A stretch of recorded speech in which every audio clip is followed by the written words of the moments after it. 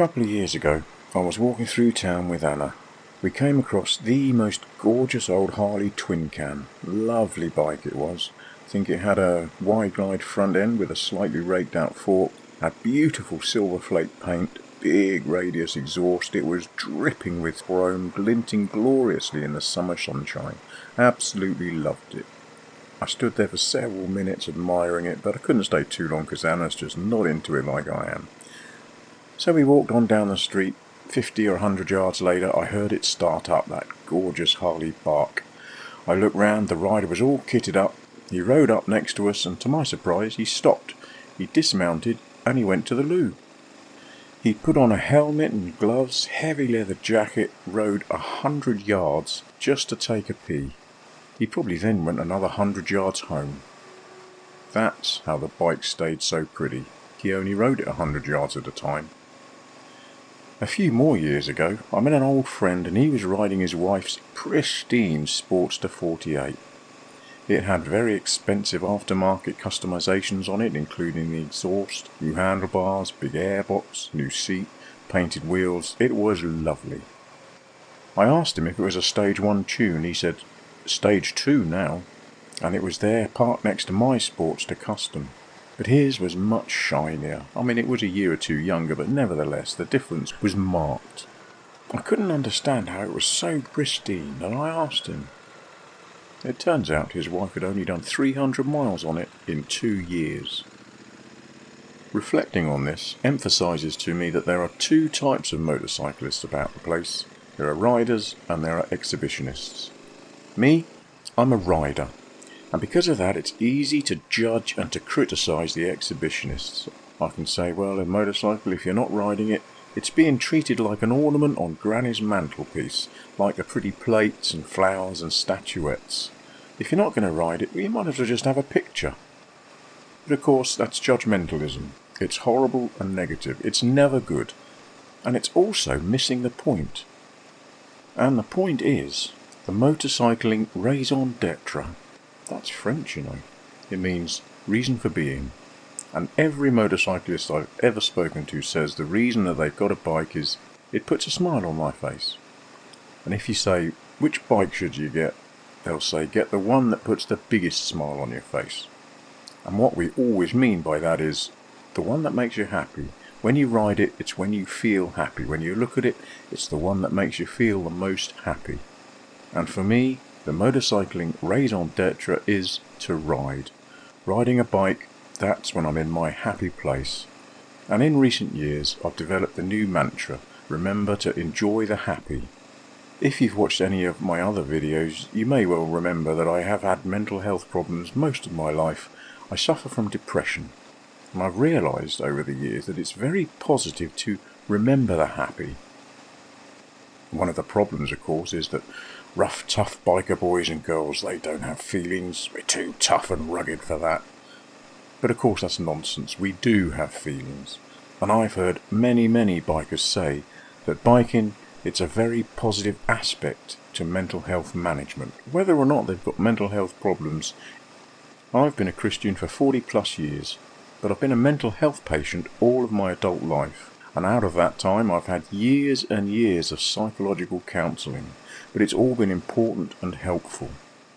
One of the things that psychological counselling, but psychology specifically, it's helped me to identify accurately my feelings. That might sound straightforward and easy, but let me tell you, if you're British, it's not.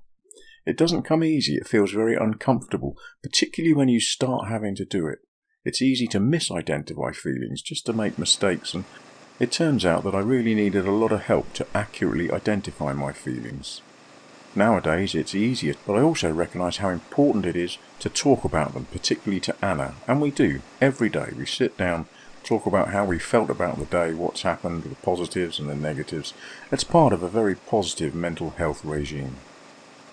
In terms of counselling, I've come to believe it's very important to get a psychological counsellor, that is, a counsellor who has psychological qualifications. Unfortunately, often very naive Christian counsellors who mean well, but they have no idea. You need a psychologist to understand feelings. That's what psychology is all about.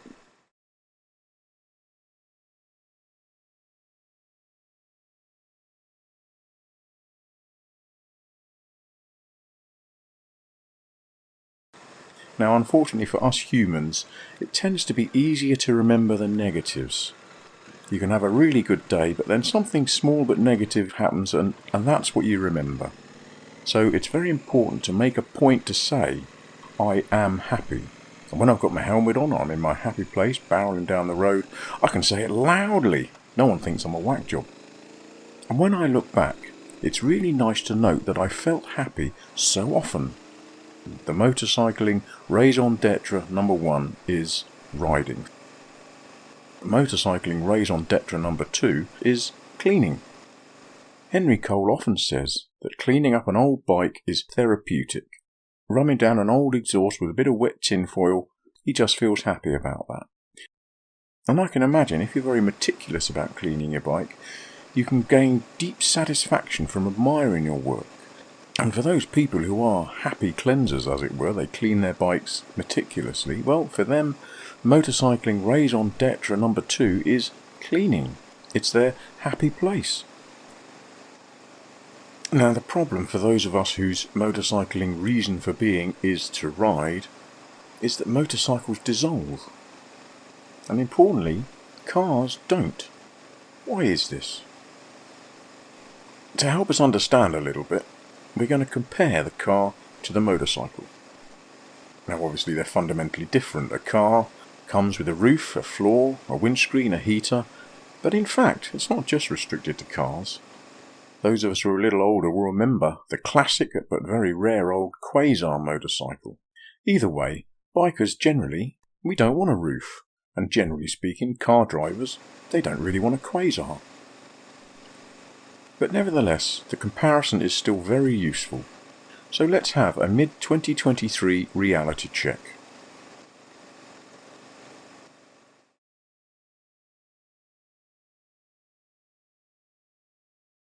Here is an MG3. It costs £13,820. Here is a Triumph Speedmaster Chrome Edition. It costs £13,795. The same price, all but 25 quid. However, the MG's guarantee includes anti-perforation warranty, which covers the body panels for 7 years. It guarantees the paintwork against defects like blistering, peeling, cracking, discoloration or staining for 3 years or 60,000 miles. If we compare that, for instance, to my Harley-Davidson Sportster, it was a 2016 model which, when I bought it in 2018, had 3,500 miles on the clock. By Christmas that year, it was looking fine, but by January 2019, it was looking terrible. There was corrosion all over. Fork tubes, they should have been hard chromed. They should come that way from the factory. The fork legs, they should be powder coated, not lacquered. Similarly, the engine casing. Because they're lacquered, corrosion is horrendous. The lacquer layer is feeble at best. Also, the screws and bolts, they should all be stainless steel. I would happily pay extra for these. I consider them to be essential upgrades. Now, although I'm talking of Harley-Davidson here, it's exactly the same with Triumph. When I was at Bridgewater Harley-Davidson dealers' riders, there was a chap in there complaining about his Can-Am. It seems that all motorcycle manufacturers suffer the same. So how do these manufacturers respond? One example comes from the Harley-Davidson forums. One Harley dealer said, "This is not a warrantable item, and we will not be able to assist you further. The forks are considered as manufactured parts with focus on its purpose. Thus, replacement would not be covered through the warranty, as the functionality of the fork has not been compromised." For me, I did complain about the corrosion on my Sportster, and back then in 2019 the parts guy was Lee. He was there 10 or 15 years. He said, "The claim will be refused because the forks still bounced. They still functioned, basically." He said that if the seals had been compromised, well, new seals would have been fitted, but nothing else. He took a lot of pictures on his phone, and it just so happened that the Harley rep was there that day, and Lee chased him up, but literally, the rep ran away. Because manufacturers focus on the purpose of the part, they're refusing to take responsibility. Now, if we compare the bike and the carbine experience, One car buyer bought cars from 2 different manufacturers. He said, "I had a Toyota Celica. After almost 3 years and 72,000 miles, Toyota replaced all 5 alloy wheels under warranty as they were corroding under the lacquer. Peugeot did the same on my 208 GTI after around 32,000 miles. Because motorcycle manufacturers refuse to take responsibility for their products, we as customers have to pay huge extra costs. For instance, we might have to get powder coating done on the fork legs and on the engine cases. We'd have to get stainless steel engine bolts and fixings and so on. The fork tubes will need hard chroming, and we'll have to get respray done on the mudguards and body panels. And there's of course the re-chroming that's bound to need doing. If we compare that to our 2007 Ford Fiesta, that's been sat outside for 16 years. The chrome's fine, the paint's fine, there are a few stone chips, but that's not the fault of the manufacturer. But imagine going to Ford and saying, "I'm going to have to get the bumpers re-chromed," or "the wings need respraying," all in its first winter. That's never going to happen in 2023. Those of us who are a bit older perhaps will remember Lancia in the 1970s. Their corrosion problems were so severe it nearly destroyed the company.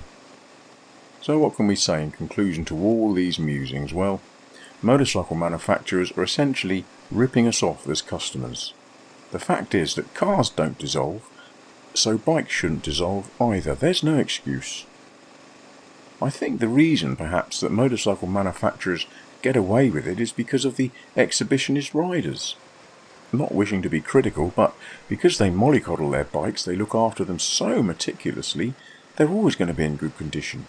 They'll probably never get wet or dirty, and if that does happen, they'll be cleaned thoroughly. Literally, the bikes never have chance to tarnish. But honestly, I don't think that's fair for riders. Those of us who do thousands of miles a year on a bike. It's not right. But what can we do? Well, we as riders, we must complain to the dealers about this corrosion problem. We must complain to the companies. It's even worth making waves on social media. We need to make our voices heard. Motorcycles could have anti-corrosion warranty, but companies choose not to do it. Motorcycles, they cost the same as cars, but even the cheapest cars have long-term anti-corrosion warranties. This lack of anti-corrosion warranty on motorbikes, well, it will change eventually, but it's a slow process. One manufacturer will have to do it and then another and so on. But until then, well, we've got to remember the addict's prayer. We have to change what we can, accept what we can't, but have discernment to know the difference. In the short term, we have to accept this injustice. But we don't have to refrain from motorcycling, far from it. We can buy these beautiful but flawed trophies, but we have to manage the corrosion problems. Even so, we have to complain, and we have to do so in a way that the manufacturers will hear. Ultimately, we have to remember the happy. Biking, it's all about being happy. Ride safe, boys and girls.